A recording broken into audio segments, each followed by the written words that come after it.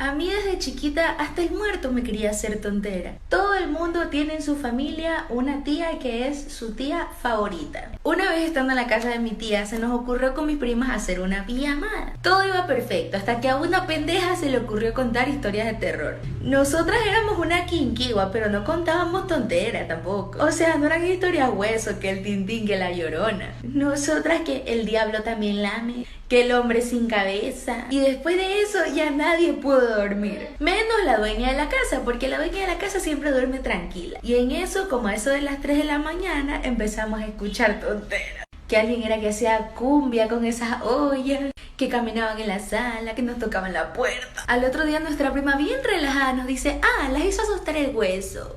Después de que nuestra prima nos dice, las hizo asustar el hueso, pero así tan relajada. Y yo así de, ¿qué? ¿Hueso de qué? ¿De pollo? Y mi tía la retó y no dejó que nos contara. Entonces nos quedamos con la intriga. Obviamente nosotras chiquitas, si nos dicen, la hizo asustar el hueso, o sea, no te vas a imaginar que un hueso se paró a hacerte huevada. Y cuando voy a la casa, le pregunto a mi mami, o sea, ¿a qué se refirió con el hueso? Y me dice, mija, lo que pasa es que tu tía tiene un huesito que la cuida.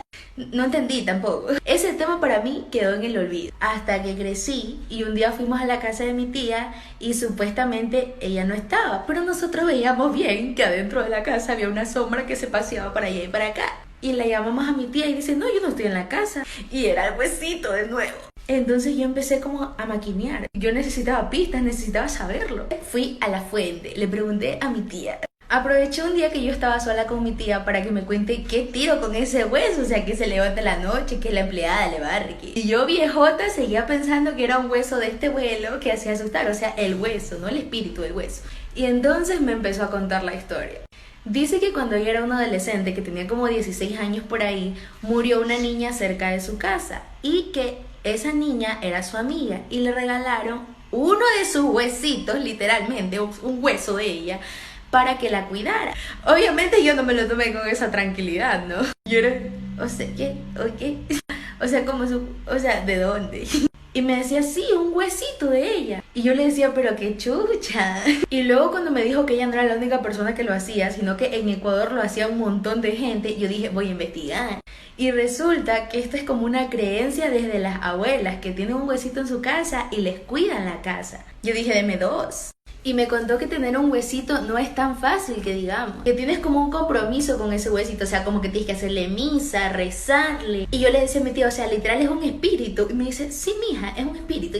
Y yo, o sea, dice que al inicio le costó tanto que era malcriado el espíritu. Que cuando mi tía llegaba tarde de la universidad se cabreaba y la moreteaba. Que le jalaba los pelos, las patas. Hasta que un día mi tía se cabrió y se lo cagó en el aire. Así, literalmente se lo cagó.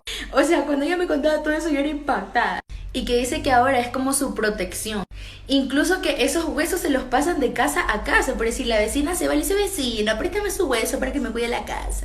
Incluso esta creencia no solamente es de Ecuador, sino de otros países de Latinoamérica. ¿Ustedes habían escuchado alguna vez de esto? ¿En su familia hay alguna persona que guarda un huesito para que lo cuide? ¿Será que me consigo uno? Lo peor es que siempre pensé que era un hueso de pollo, de vaca. Cuidadito cuando estás buscándose un hueso.